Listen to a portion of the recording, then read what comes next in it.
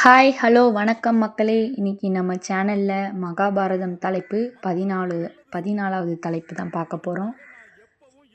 வாங்க கதைக்குள்ளே போகலாம். 14வது தலைப்பு பார்த்தீங்கன்னா எதை பற்றி பேசுகிறாங்கன்னா தர்மம் மற்றும் கர்மாவை பற்றி தான் பேசுகிறாங்க. தர்மம்னா என்ன நம்மளுக்கே தெரியும், நம்ம மகாபாரதம் கதையிலையும் கேட்டுட்டோம். தர்மம் பற்றி பேசும்போது பீஷ்மரை பற்றி நம்ம பேசலாம். ஏன்னா பீஷ்மர் தன்னுடைய தர்மத்துக்காக தன்னுடைய தன்னுடைய நலனை கருதி என்ன பண்ணிட்டாரு, அவர் நம்ம முன்னாடி கதையில் பார்த்த மாதிரி அவர் கல்யாணமும் பண்ணிக்க மாட்டேன்னு சொல்லிட்டாரு. எனக்கு கல்யாணமும் வேண்டாம், நான் இப்படி தனியாகவே இருந்துடுறேன், ஏன்னா நாட்டுக்காக நாட்டு மக்களுக்காக நான் வாக்குறுதி கொடுத்ததுனால நான் கல்யாணம் பண்ணிக்காமே நான் வாழ்ந்துடுறேன் அப்படின்னு சொல்லியிருக்காரு. அது ஒரு சத்தியம் பண்ணி கொடுத்துருக்காரு. சத்தியம் பண்ணுறது எல்லாராலையும் சத்தியத்தை மீறிடுவாங்க. ஆனால் பீஷ்மரோடைய கதையில் பார்த்திங்கன்னா அவர் சத்தியத்தை மீறக்கூடாது, அது ஒரு தர்மம், அதை நம்ம காக்கணும் அப்படின்னு சொல்கிறாரு. அதுதான் நம்ம பார்க்குறோம். தர்மம் எல்லாமே கரெக்டாக பண்ணணும், சரியாக பண்ணணும், அதுதான் தர்மம்.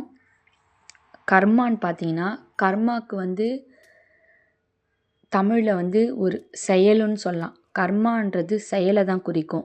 செயல் இப்போ நம்ம ஒருத்தருக்கு நம்ம என்ன செய்கிறோமோ அதுதான் நம்மளுக்கு திருப்பி காட்டும். நம்ம ஒருத்தருக்கு நம்ம என்ன கொடுக்குறோமோ அதை நம்ம திருப்பி அனுபவிக்கிறது தான் கர்மான்னு சொல்கிறாங்க. அதனால் யாராக இருந்தாலும் தர்மத்தையும் கர்மாவையும் சரியான விதத்தில் பயன்படுத்தினீங்கன்னா அது நல்லதாக இருக்கும். ஒருத்தர் கெட்டதாகவும் பயன்படுத்தலாம். அந்த தர்மத்தையே கெட்டதாகவும் பயன்படுத்துகிறாங்க, கர்மாவை கெட்டதாகவும் பயன்படுத்தலாம்.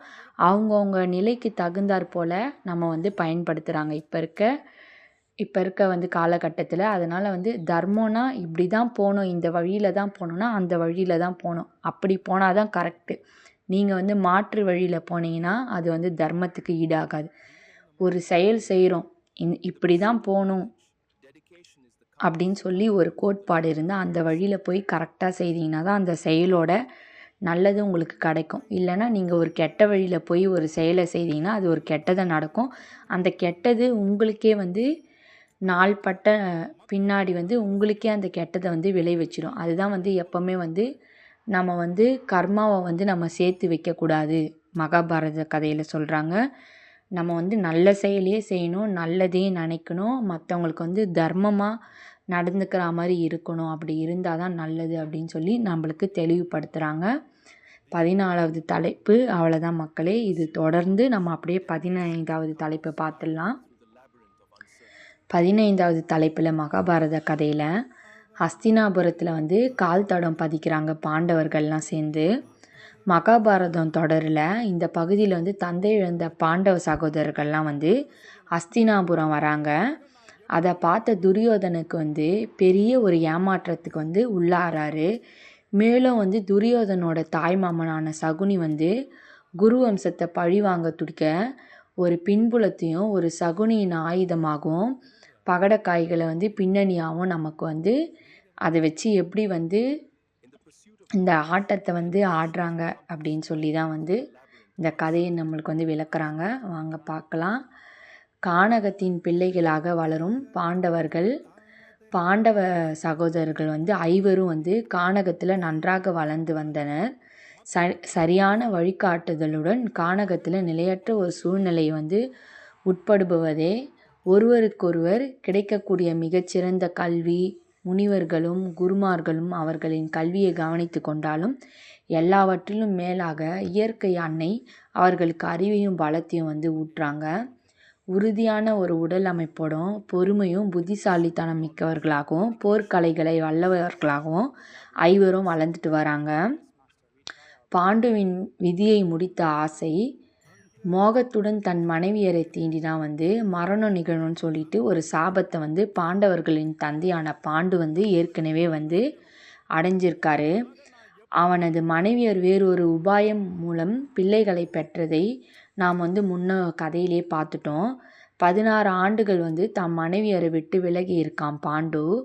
முனிவர்களும் சந்நியாசிகளுடனும் தன்னை ஈடுபடுத்தி கொண்டு தன் அறிவை விருத்தி செய்தவாறே பிரம்மச்சாரியாக ஆற்றல் மிக்க ஒரு உயிராக வந்து மாறியிருக்கார் பாண்டு. ஆனால் வந்து ஒரு நாள் வந்து கானகத்தில் ஒரு நதிக்கரையை வந்து அவர் வந்து அடைந்த போது அவரது 2வது மனைவியான மாத்ரி வந்து அப்போது தான் வந்து நதியில் வந்து குளித்து விட்டு கரை ஏறுங்கிறாங்க.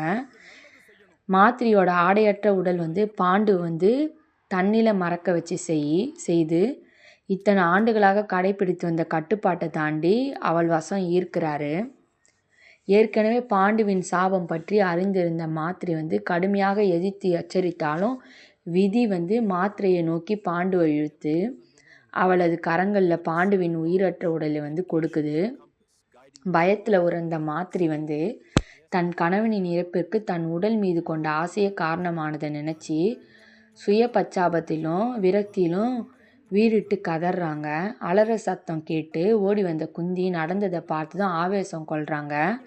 இரு மனைவியருக்குள்ளும் ஆண்டாண்டு காலமாக அடக்கி வைக்கப்பட்டிருந்த உணர்ச்சிகள் எல்லாம் கொதித்து வெடிக்க துவங்குது. தன் குழந்தைகளின் பாதுகாப்பையும் எதிர்காலத்தையும் உறுதி செய்ய வேண்டி பொறுப்பை உணர்ந்த குந்தி சற்று நேரத்திலேயே அமைதியாகிறாங்க. குற்ற உணர்விலும் ஆற்றமையிலும் தன் கணவனுக்கு துணையாக தானும் செல்ல வேண்டும் அப்படின்னு சொல்லி நம்பிய மாத்ரி பாண்டுவின் இறுதி நெருப்பில் வந்து புகுந்து விட முடிவெடுக்கிறாங்க. மாத்ரியின் திசையிலேயே தானும் தன் கணவனும் செல்ல வேண்டும் அப்படின்னு சொல்லி சற்று நேரம் வெளியில் வந்து காட்டி கொண்டாலும் குந்தியின் இதயத்தில் வந்து உரை வைக்கும் உறுதி இருக்குது. ஒரு அரசியாக தான் செய்ய வேண்டிய காரியங்களை கருமமோ கண்ணாக செய்து முடிக்கிறாங்க குந்தி. தன் கணவனுடன் கானகம் வந்து 16 ஆண்டுகளுக்கும் சற்று அதிகமாயிருந்த நிலையில் ரிஷிகள் துணையாக உடன் வர பஞ்ச பாண்டவர்களையும் அழைத்து கொண்டு மீண்டும் அஸ்தினாபுரம் நோக்கி குந்தி நடக்க துவங்குறாங்க. அஸ்தினாபுரத்தில் பாண்டவர்கள் இருக்காங்க. நீண்ட நாட்களாக தகவலே இல்லாமல் இருந்த தனது பங்காளிகளின் குருவம்ச ராஜ்யத்தின் தலைநகரமான அஸ்தினாபுரத்தை நோக்கி வரும் செய்தியை கேட்டதும் தானே வருங்கால அரசன் என்ற கனவிலேயே வளர்ந்திருந்த துரியோதனை வெறுப்புலையும் பொறாமையிலும் மூழ்கிறான். உலக காணும் கண் பார்வையே பிறப்பிலேயே எழுந்திருந்த திருதராஷ்டிரன் வந்து தம் மகன் மீது கண்மூடித்தனமான ஒரு பாசம் வைத்திருந்தான். துரியோதனோட விருப்பத்திற்கு எல்லாம் நடந்து வந்தது. ஒரு வகையில் வந்து அரசனாக வளர்ந்த தனக்கு திடீரென போட்டி முளைத்ததை ஏற்க முடியாத நிலையில் அவன் அரியணையில் அமரும் சட்டப்பூர்வமான உரிமையும் பெற்றிருப்பதையும் தெரிவதை வந்து துரியோதனால் சகித்து கொள்ளவே முடியலையாம். தான் சகோதரர்களை வந்து தூண்டிவிட துவங்குறான். ஆனால் அவர்களும் துரியோதனனுடன் ஒப்பிடுகையில் தேசத்தை ஆள தேவையான நெருப்பற்றவர்களாக இருந்தார்களாம். தன் 100 உடன்பிறப்புகளில் 2வதாக பிறந்த துச்சாதனை தனக்கு மிக ஏற்றவனாக இருப்பதை கண்டான் துரியோதன. பாண்டவர்கள் அரண்மனைக்கு வந்து சேரும் முன்பே வந்து இருவரும் கொதிக்க துவங்குறாங்களாம். அதிகாரப்பூர்வ அரசனாக இல்லாத போதும் முடிசூடா மன்னனாக தங்களை ஆண்ட பாண்டுவின் மீது மக்கள் அளவு கடந்த அன்பு வைத்திருக்காங்க. மக்களும் செல்வ வளம் ஏற்படுத்தி நாட்டை விஸ்தரித்து நிர்வாகத்தையும் சிறப்பாக நடத்தி இருந்தாராம் பாண்டு. தனக்குத்தானே விற்று கொண்ட நாட்டை விட்டு வெளியேறும் தண்டனையை 16 ஆண்டுகள் வந்து கடைப்பிடிச்சு இப்போது இறந்தும் போயிட்டாரு. இதுவரை தங்கள் கண்ணில் படாது வளர்ந்த அவரது பிள்ளைகளை முதன்முறையாக பார்க்க போகிறோம் அப்படின்னு சொல்லி மக்களிடம் வந்து ஒரு உற்சாகத்தை ஊற்றெடுக்க செய்தான். ஆர்வத்திலையும் அன்பினாலும் மக்கள் வந்து பாண்டவர்களை வந்து காண காத்திருக்கிறாங்க. பாண்டவர்கள் வந்து தங்கள் தாய் குந்தியுடன் நகரை வந்து அடைந்ததும் மக்கள் வந்து கோஷமிடுறாங்க.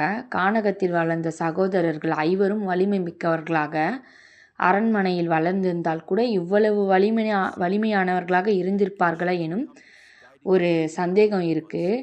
100 கௌரவ சகோதரர்கள் திருதராஷ்டிரன், காந்தாரி, பீஷ்மர், விதுரர் உட்பட மூத்தோர் அனைவருமே நகரின் வாசலுக்கே வந்து அவர்களை வரவேற்றனர்.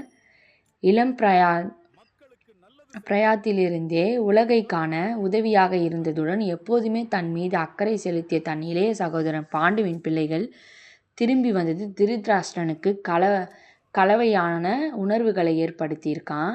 தனது சகோதரனை நேசிப்பதாக நம்பிய திருதராஷ்டிரன் அவனது பிள்ளைகளை அரசாளும் உரிமை கிடைக்காது என்பது தெரிந்த பிறகு தனக்குள் நடக்கும் உணர்வுகளை புரிந்து கொள்ள முடியாதவனாக இருக்கிறான்.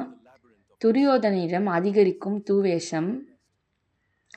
பாண்டவர்கள் குந்தியுடன் நகருக்குள் வரவேற்கப்பட்டார்கள். பாண்டுவிற்கு ஈமச்சடங்குகள்லாம் வந்து மேற்கொள்ளப்படுது. இவர்கள் உள்ளே நுழைஞ்சதை வந்து விதியும் தன்னைத்தானே வெளிப்படுத்த துவங்குது.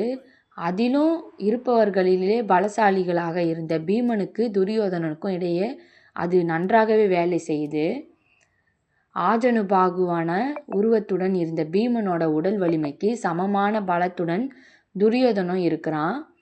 தான் வாழ்நாளில் முதன்முறையாக அரண்மனையை வாழ்க்கையை சந்தித்த பீமனுக்கு உற்சாகம் வந்து கரை புரண்டு ஓடுதான். சுறுசுறுப்பும் தடாலடியான அணுகுமுறையும் அப்பாவித்தனமான எல்லா பக்கமும் புகுந்து புறப்பட்டான் பீமன். அந்தந்த சூழ்நிலைகளில் வந்து யதார்த்தமாக நடப்பதை வந்து ஒரு நகைச்சுவாக மாற்றி எல்லோரையும் கேலி செய்து சிரிக்க வைத்துடன் வாய்ப்பு கிடைக்கும் போதெல்லாம் கௌரவ சகோதரர்கள் வந்து அனைவரையும் துரியோதனன் உட்பட புரட்டி எடுக்கும் தவறவில்லையாம் பீமன். அப்பையும் இருவருக்கும் இடையேயான முதல் அதிகாரப்பூர்வ மோதலுக்கு மல்யுத்த களம் பொருத்தமாக அமைந்ததான் துரியோதனுக்கும் பீமனுக்கும். தன்னை யாராலும் வீழ்த்த முடியாது என்ற ஒரு முழுமையான நம்பினானான் துரியோதன். 100 சகோதரர்களில் பலசாலியாக இருந்ததுடன் அதுவரையில் அவனது சம வயதுடைய பிள்ளைகளாலும் மல்யுத்த களத்தில் எதிர்த்து நிற்க முடியாதவனாகவும் இருக்கிறான்.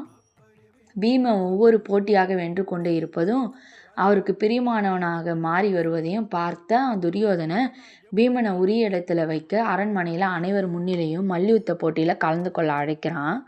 மற்றவர்கள்லாம் வந்து கண்களில் வந்து இது நட்பு ரீதியாக போட்டியாக தெரிந்தாலும் இருவரில் ஒருவர் மட்டுமே வந்து எஞ்சும் வரையாக போட்டியாக அது இருக்குது. ஆனாலும் களத்தில் இறங்கியதுமே துரியோதனை வந்து கீழே வீழ்த்துறான் பீமனை. ஆடி போனான் துரியோதனை.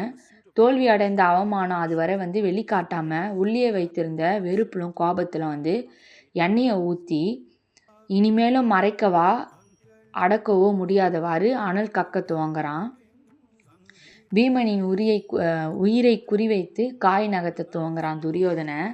ஆலோசகர் என்று சொல்லி கொண்டு துரியோதனின் தாய்மாமன் சகுனி அரண்மனைக்குள் நுழைகின்ற நேரம் அது சகுனி என்றாலே ஏமாற்று பேர் வழி தானே, எல்லாருக்குமே தெரியும் சகுனினா ஏமாற்று பேர் வழின்னு. எனும் அளவிற்கு இந்தியாவில் வந்து அந்த பெயருக்கே வந்து ஒரு தனி புகழ் இருக்கிறது. காந்தாரியின் உடன் பிறந்த சகோதரன் சகுனி. காந்தாரிக்கும் திருதராஷ்டிரனுக்கும் திருமணம் முடிந்த பிறகு வந்து பீஷ்மருக்கு காந்தாரி வந்து விதவையாகும் அம்சம் உடையவள் என்பது தெரிய வருது. மக்களிடமும் இதை பற்றி பேச்சு கிளம்புறது. திருமணமான 3 மாதத்திற்குள் தன் கணவனை இழந்து விடுவாள் என்ற சாபத்தை வந்து போக்க காந்தாரிக்கு ஒரு ஆட்டிற்கும் திருமணம் செய்து வைக்கப்பட்டு பிறகு அந்த ஆடு பலி கொடுக்கப்படுது. இது அறிந்த பீஷ்மர் வந்து குருவம்சம் ஏமாற்றப்பட்டதற்கு தண்டனையாக காந்தாரின் தந்தை மற்றும் அவளது சகோதரர்கள் அனைவரையும் வந்து வீட்டு சிறையில் வந்து வைக்கிறாங்க. மிகச்சிறந்த கவனிப்பும் நடந்தது. விருந்தினர்கள் வெளியேற வேண்டும் என்றே வந்து நினைக்க முடியாத அளவுக்கு அது இருக்குதான். அப்போதைய காலகட்டத்தில் வந்து தர்மப்படி திருமணமாகி முதன்முறையாக மணமகன் வீட்டார் வந்து மணமகன் வீட்டிற்கு வந்தால் அவர்களுக்கு உணவு பரிமாறுவது நிறுத்தப்படும் வரை யாரும் திரும்பி செல்லக்கூடாதான். பழி வாங்குவதற்காகவே உயிர் பிழைத்திருக்கும் சகுனி நாட்கள் செல்ல செல்ல பரிமாறப்பட்ட உணவின் அளவு வந்து குறைய துவங்குதான். அனைவரும் வந்து உடல் எடை வந்து குறைஞ்சி வலுவிழக்க துவங்குறாங்களாம். இன்றைய சொகுசு ஓட்டல்களை போலவே வந்து பெரிய உணவு மேசையின் மீது பலவிதமான வடிவங்களை வந்து தட்டுக்கள் பாத்திரங்கள் என அடுக்கி இருக்குமா. ஆனால் அவற்றின் மூடியை அகற்றினால் தட்டில் குறைவான உணவு இருக்குமே, அதே போலானது. இப்படிப்பட்ட கவனிப்பை அவர்களுக்கு கிடைத்தது. சில நாட்களிலே தந்தையும் அவரது பிள்ளைகளும் எலும்பும் தோலுமாக ஆயிட்டாங்களாம். சம்மந்தி வீட்டார் பட்டினி போட்டு கொள்ள பார்க்கிறார்கள் என்பது வெளிப்படையாக தெரிஞ்சிருச்சான். ஆனால் அவர்களுக்கு உணவு பரிமாறுவதும் இன்னும் தொடர்ந்து கொண்டிருக்கு. எனவே அங்கிருந்து அவர்களால் வெளியேற முடியவில்லை. இதுவே அவர்களின் தர்மம். தங்களில் ஒருவனை தவிர மற்ற அனைவரும் உண்ணாவிரதம் இருந்து உயிர் துறப்பது என்று முடிவு செய்தார்களாம்.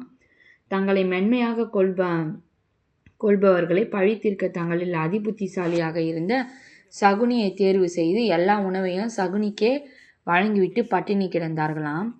பழி வாங்குவதற்கு இன்னும் அதிக பலம் கிடைக்க சகோதரர்கள் ஒவ்வொருவரும் இறந்த பின் அவர்களின் உடல் உறுப்புகளை உண்ணுமாறு சகுனியை அவர்களின் தந்தை ஊக்குவித்தாராம் அப்படின்னு சொல்லப்படுது. சகுனியின் தந்தை இறந்தால் சொந்த மண்ணில் அவருக்கு கர்ம காரியங்களை செய்ய வேண்டியிருப்பதை காரணமாக வைத்து அப்போது சகுனி அங்கிருந்து வெளியேறிவிடலாம். எனவே சகுனி அங்கேயே அமர்ந்து தன் சகோதரர்களின் உடலை அறுத்து அவர்களின் கல்லீரல், சிறுநீரகம், இருதயம் என எல்லாவற்றையும் உண்டானா. மரணப்படுக்கையில் இருந்த சகுனியின் தந்தை தனது அருகில் கிடந்த ஊன்றுகோலை எடுத்து ஓங்கி அடித்தது. சகுனியின் கெண்டைக்கால் உடைந்தது. வலியில் கதறிய சகுனி ஏன் என கேட்டான். உன் சகோதரர்கள் உடல் உறுப்புகள் உனக்கு உணவாக வழங்கப்பட்டது. நீ உயிர் பிழைத்திருப்பதற்காக உன் கெண்டைக்காலை உடைத்து நீ விந்தியபடி நடக்கும்போது இதை மறந்துவிட மாட்டாய் என்பதற்காகத்தான். நீ எடுத்து வைக்கும் ஒவ்வொரு அடியும் நீ பழி தீர்க்கவே உயிரோடு இருக்கிறாய் என்பதை உனக்கு நினைவூட்டும் அப்படின்னு சொல்லி சகுனியின் தந்தையிடம் விளக்கம் கூறுறாங்களாம். தந்தை இறந்த பிறகு குரு வம்சத்தை பூண்டோடு அழிப்பது மட்டுமே சகுனியின் ஒரே இலக்காக இருக்கான். ஆலோசகர் என்ற பெயரில் திரும்பி வந்த சகுனி புத்திசாலி என நினைத்து துரியோதனன் பாராட்டி நட்பாகிறாங்களாம். இதற்கு முன் சகுனியை அழைத்த அவனது தந்தை, நான் இறந்த பிறகு என் விரல்களை வெட்டி அதில் தாயக்கட்டை செய்து கொள். நான் என்னுடைய மந்திர சக்தியை பயன்படுத்தி அவை எப்போதும் நீ விரும்பும் எண்ணிக்கையிலேயே விழும்படி செய்கிறேன். தாயம் விளையாடுவதில் உன்னை யாராலும் வெல்ல முடியாது. இது உனக்கு ஒரு நாள் கை கொடுத்து உதவும் என்றாராம். எனவே என் தந்தையின் விரல்களை வெட்டி அதில் தாயக்கட்டை செய்து கொண்டான் சகுனி.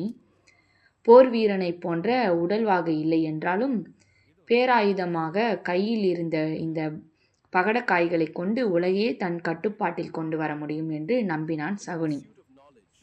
சகுனியும் துரியோதனனும் சேர்ந்தால் வெறுப்பும் பொறாமையும் நிறைந்திருந்த துரியோதனனுடன் இணக்கமாக நடந்து கொண்ட சகுனி அந்த குணங்களை தொடர்ந்து வளர்க்கவும் செய்தான். துரியோதனின் இயல்பில் தந்திர குணமில்லை, ஆனால் முன் கோபம் இருந்தது. தன் மனதில் இருப்பதை அப்படியே கொட்டிவிடும் இயல்பை கொண்டிருந்தான் துரியோதனன்.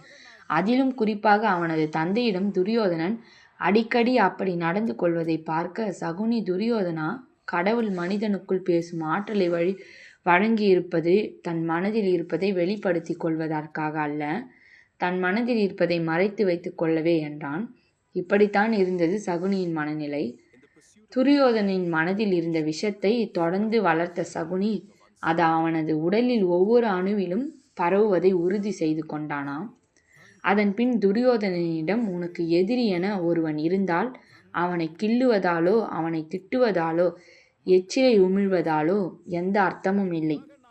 அது அவனை இன்னும் வலிமையுள்ளதாகவே மாற்றும். ஒரு முட்டாள்தான் இந்த வேலையை செய்வான். உனக்கு எதிரி என்று எப்போதும் ஒருவன் தெரிகிறானோ அப்போதே அவனை கொன்றுவிடு அப்படின்னு சொல்றானா. என் பங்காளியை அரண்மனையில் வைத்து எப்படி என்னால் கொல்ல முடியும் என கேட்கிறானா துரியோதனன். பல திட்டங்களை எடுத்து கொடுத்தான் சகுனி. இன்னைக்கு 15வது தலைப்பு முடிஞ்சிருச்சு நண்பர்களே. நாளைக்கு 16வது தலைப்பு பார்க்கலாம். நம்ம சேனல் பிடிச்சிருந்தா நம்ம சேனலை லைக் பண்ணுங்கள், ஷேர் பண்ணுங்கள், சப்ஸ்கிரைப் பண்ணுங்கள், உங்களோட கமெண்ட்ஸையும் தெரிவிங்க. நம்மளோட சேனலில் உங்களுக்கு ஏதாச்சும் நான் பேசுகிறது ஏதாச்சும் புரியலை, சிரமமாக இருக்குனாலும் கமெண்ட்ஸ் பண்ணுங்கள். நன்றி, வணக்கம் மக்களே.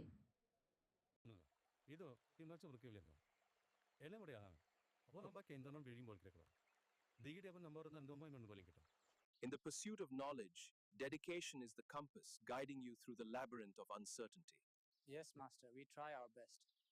ஆகமத்தை அங்கலம் காணதரடி மாப்பழவென் வந்திடும்